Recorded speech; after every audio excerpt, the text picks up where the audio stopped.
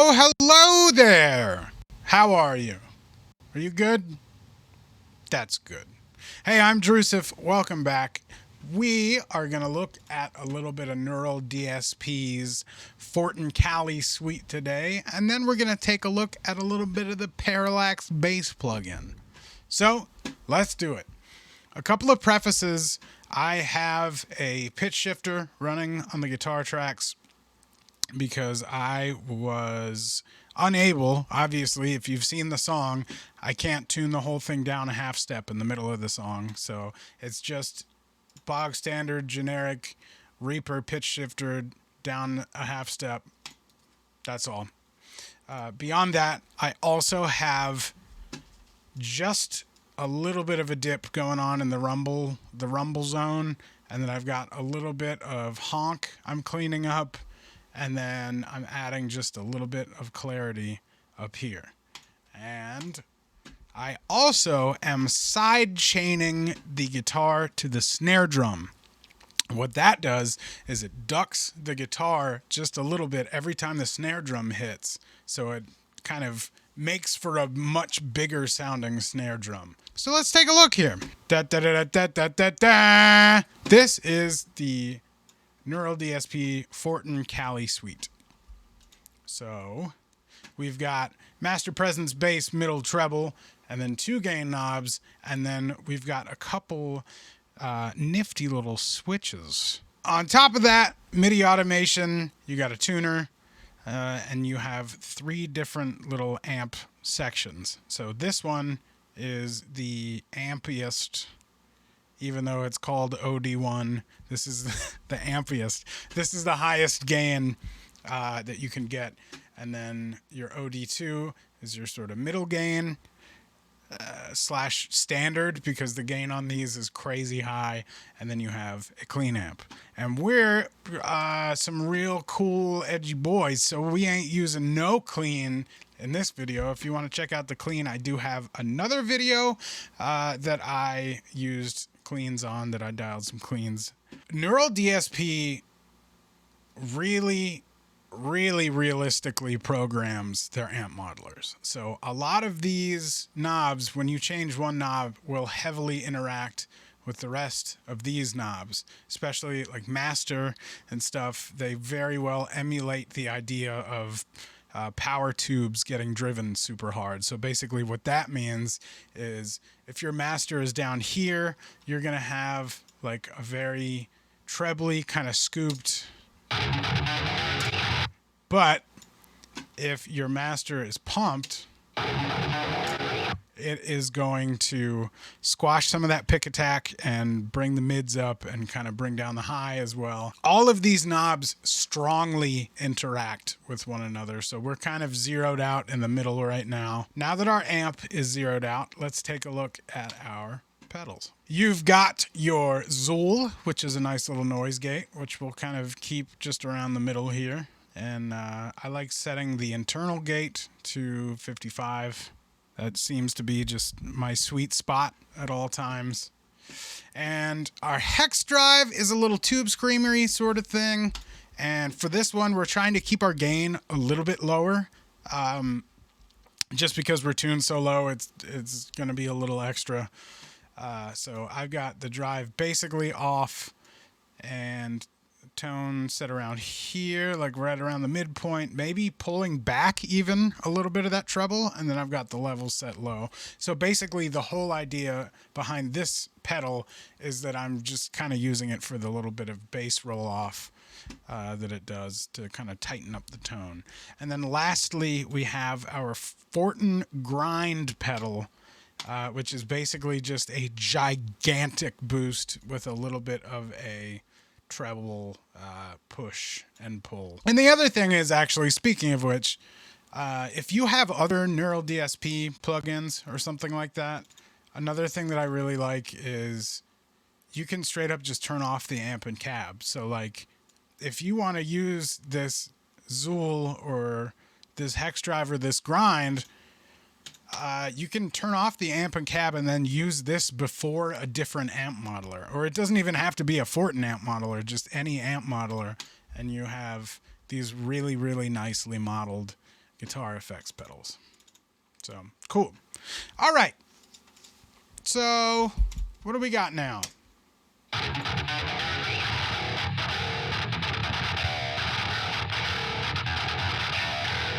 Quick little side note again, the noisiness is due to my guitar track, not due to this Neural DSP. It was a particularly noisy radio day, so I apologize for that. But the good news is you can't hear it in the mix, and that happens all the time with real amps and stuff. You Foo Fighters listening, garage band mofos. Let's check out what these knobs do.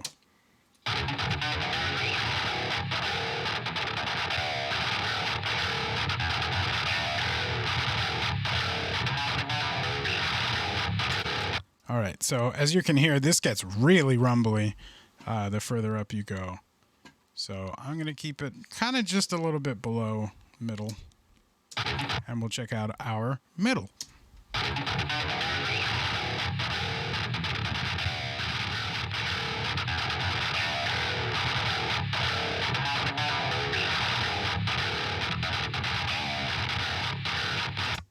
That is a good amount of middle.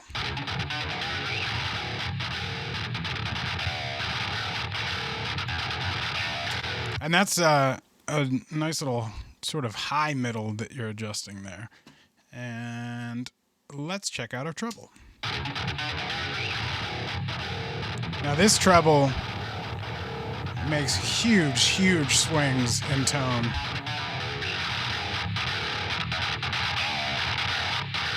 Like it almost feels like it's kind of quadrants, you know what I mean? Like 0 to 4 is sort of its own style of treble, which you're gonna have to change these knobs accordingly, and then sort of 6 to 10 is it's a different, it's a whole different style.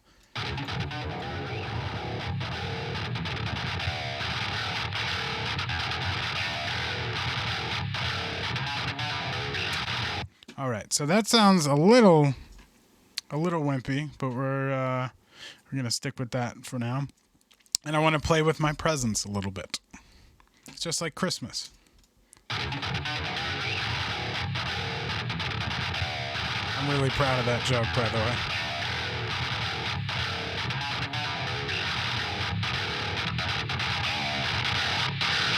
Okay, yeah. So that's really just dialing up the shush.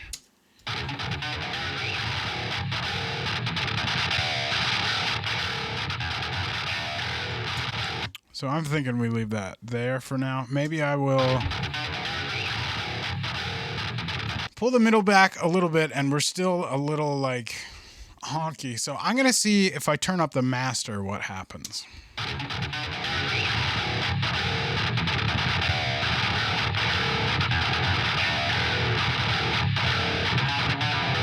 Yeah.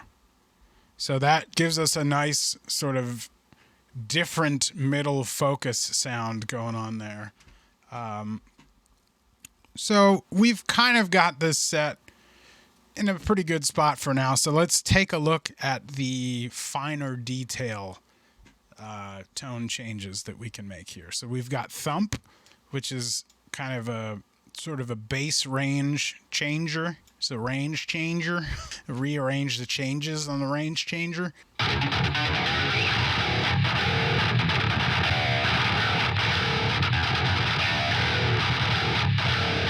So we get a little bit of a low mid change as well. I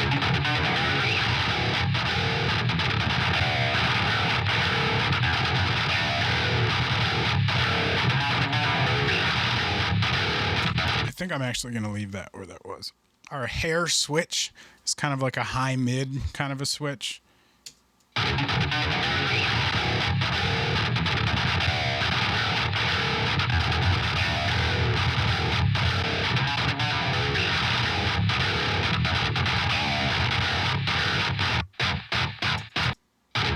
All that noise.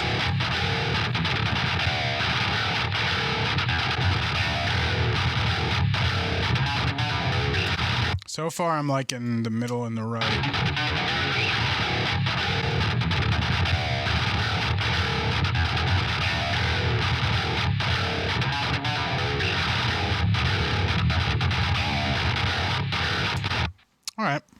So now we get over here to violence, and I believe this is another gain stage or clipping or some sort of adds a little bit of shush. We're talking about a lot of shush today. I'm shushing you a bunch. I'm sorry about that. He shushed me. Another one? Yes, another shusher shushing me on the phone.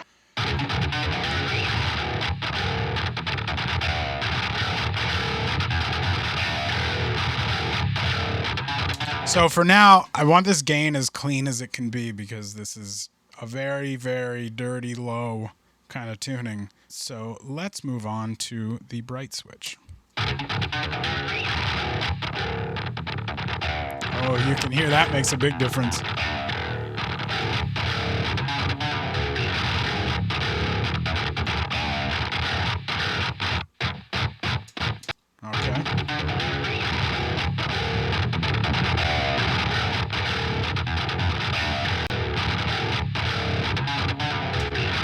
Okay, so let's see what this gain's doing here.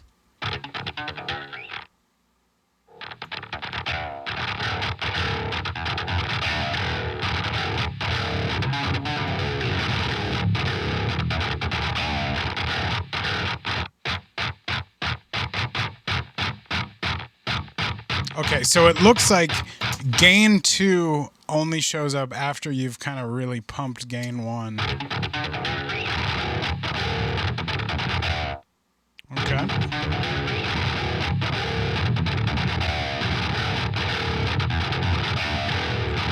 Okay, and lastly, we have a little saturation knob here, and similar to the violence, a little bit more clipping, kind of compressing your tone. So it's going to be great for the juns and the chugs but not so great for this kind of genty pick attack focused.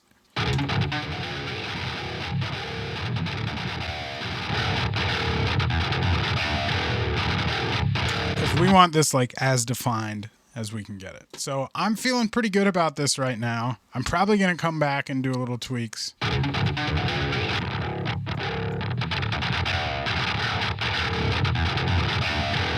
It's crazy how that high shelf affects the gain.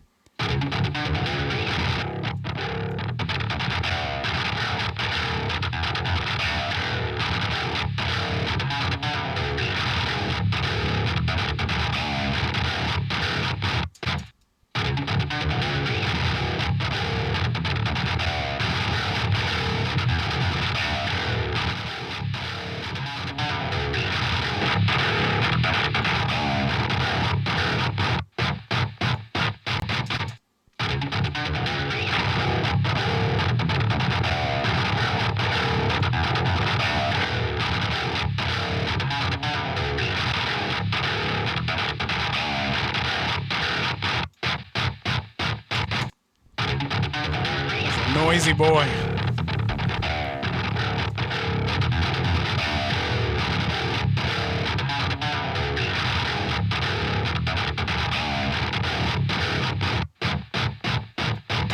Cool. All right, so we've only got one section left, and it's only been a long time. This video is going to be long. So, all right, here we go. One of the greatest things I think about these Neural DSP plugins is Nolly's impulse responses. Wow. This dude knows how to friggin' do it. So not only are there a crazy amount of options with your IRs, like you've got all of these mics, you also have distance and then on axis versus off axis. This is a lot of choices here. And the nicest thing is this interface is just ridiculously easy to use. So you get a crazy amount of control, and it's easy to control at the same time.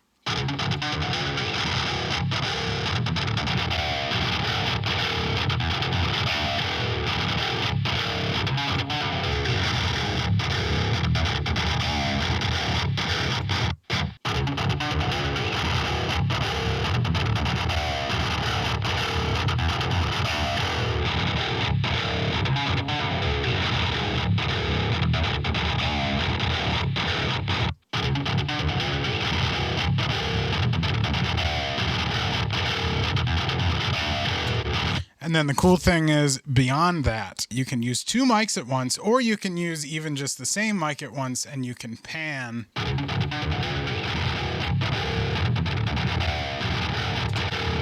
to get all kinds of different sounds. So it's wild. This is really, really, really involved, and it's gorgeous. So let's play around a little bit here.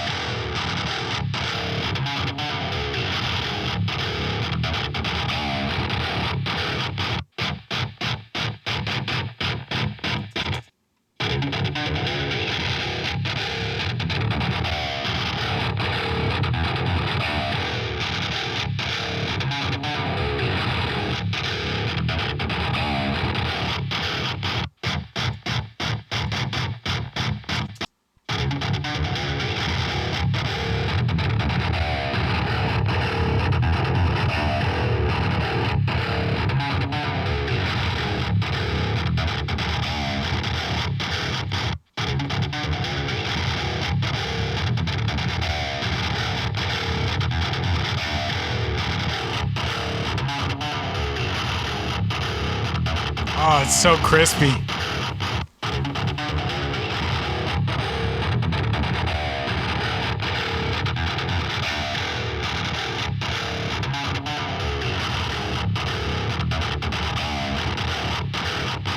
I always love a 121.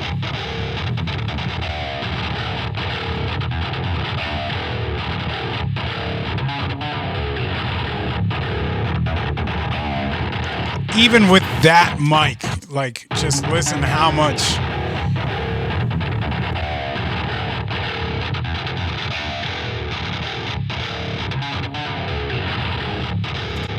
It's just, oh my goodness. The versatility, even just with the one mic, is ridiculous.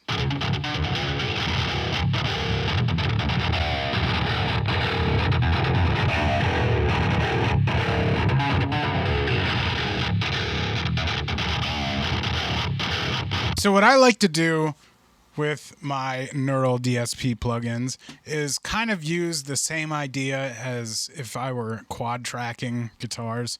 I want to have 2 different microphones giving me 2 pretty seriously different signals. So what I'm going to do first is kind of go for my more trebly sort of tone, which the 414 is great for.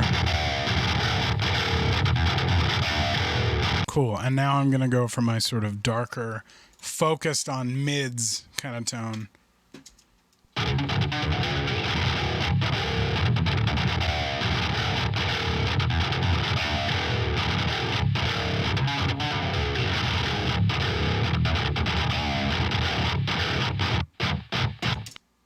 Okay. I feel good about that. So let's mess with our gain just a little bit more.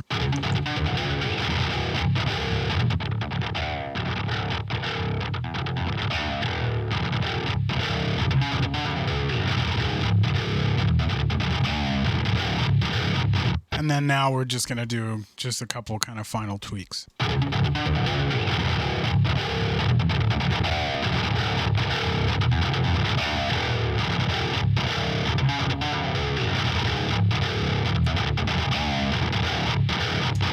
All right, let's throw that on the other guitar track and take a listen to how this sounds all put together.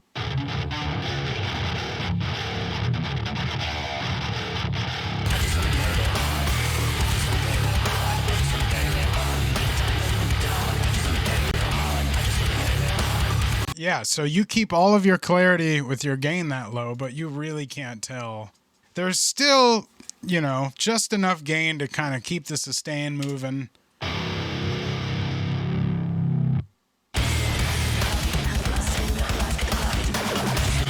Especially in a situation like that. So this, like this little thing right here, you really need to have just the right amount of gain. Because you don't want to be rolling back on that and having it sound super wimpy. Cool. Yeah. All right. So let's take a look at Parallax. So I used Impact Studio's Dingwall bass, which I believe is now Inferno bass, because I do not have decent bass strings right now. So yes, I did play bass in that video, and yes, I was miming. You can see that I can friggin' play it. So the first thing is I'm using this plugin called Soothe real quick, just because these bass samples are really, really squeaky in the top end. So basically this is an example of what I am removing from the bass samples.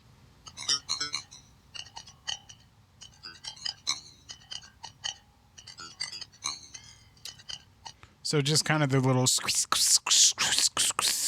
not quite shush. This one's squee. And then I've got a little bit of extra stuff going on. I'm kind of pulling this section back up because that's the section that I beat to crap with Soothe. And then I am pulling, once again, a rumbly bass thing out of here. So clean, our bass sounds like this.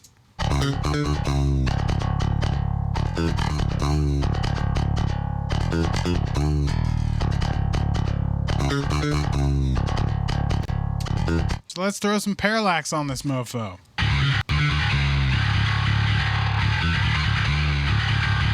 Really upsetting how good that sounds immediately. I like to turn my gate up. Probably don't have to do that given this is program bass, but you know what? You're not my real dad. So we've got low compression. I really love that it's split out into 3 spaces. Low compression, mid distortion.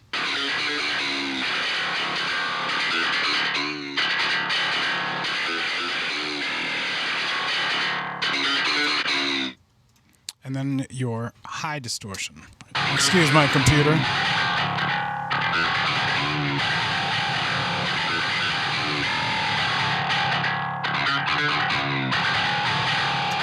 And then between the 3 of these, there are all kinds of crazy things that you can do. I'm going to turn that to high just because I can. Let's work on our low first.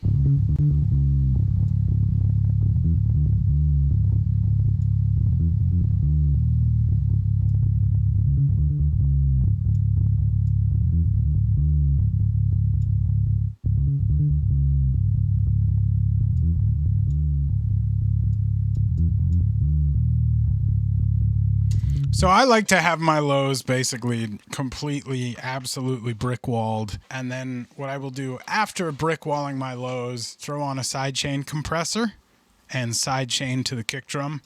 So you just have like the most consistent low ever. And then whenever the kick happens, it just ducks that. But you just have this big, angry, screaming bass at you the whole time. Okay, so as I was saying, the cool thing about Parallax is you have these 3 options here. So what you could do is you could have your mid distortion, you know, basically not distorted at all, and then come in and you've got your high distortion. And let's say maybe you just want like the big clank.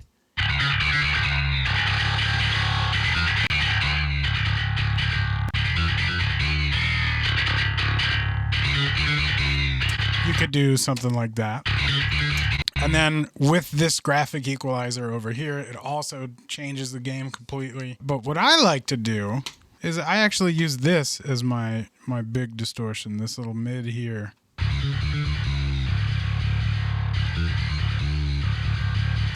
It's just so my mid, once again, is very level. And then I'll come over here to my high.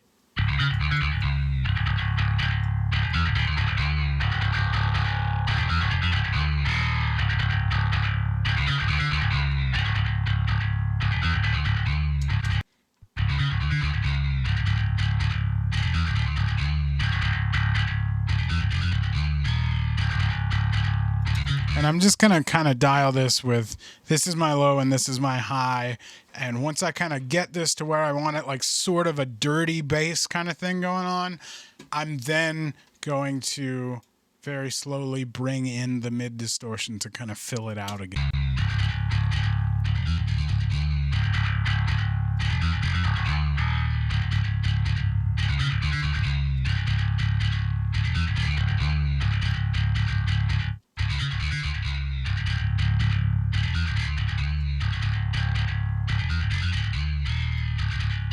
Nice little smiley face going on here. All right, let's kind of throw our mid in and see how we go.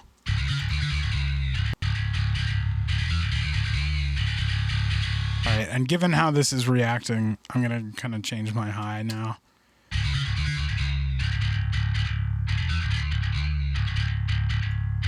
There we go. So we're just barely breaking up there.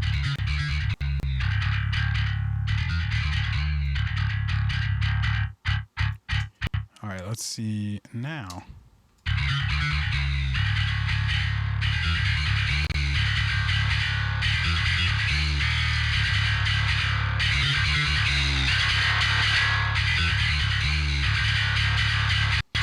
So now we're over to our cab section.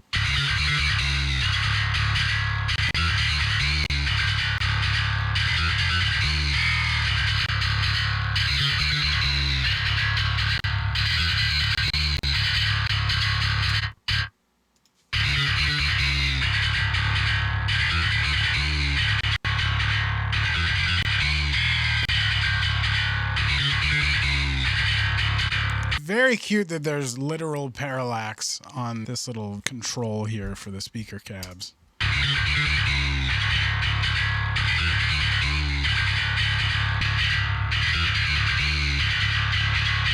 Turn up my buffer rate real quick.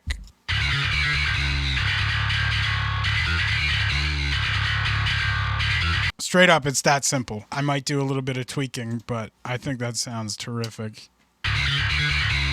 There might be, you know, this lowest shelf here and then this 250 I might need to come mess with a little bit. And then also, depending on the song and where everything else is happening in the track, kind of balancing this low section with the mid and high here and the kick drum and that kind of thing. But it's basically just tweaks from here. Oh, man, that's an angry computer. Like, yeah, I'm feeling like maybe a little more.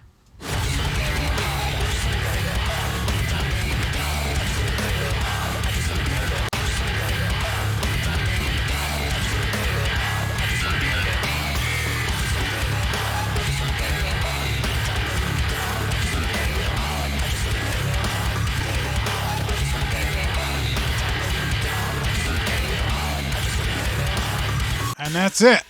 Straight up, one plugin takes you from this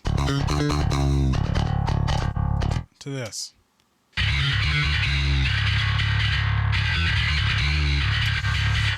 Oh, I'm in love with this plugin.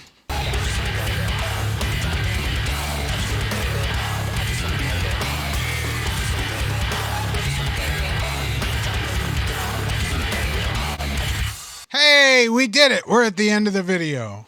Thank you so much for watching. Thank you to Neural DSP for doing this video with me. If you're interested in either of these plugins, you can get a free trial at neuraldsp.com. I highly recommend doing so. If you like this video, please hit the like button down below. It helps me out a lot. It really, really does. It would mean a lot to me if you could smash that like button down there. That was a weird one. If you want to see more, you can subscribe. And if you subscribe, you should ring the bell so that YouTube will tell you that I have uploaded a new video.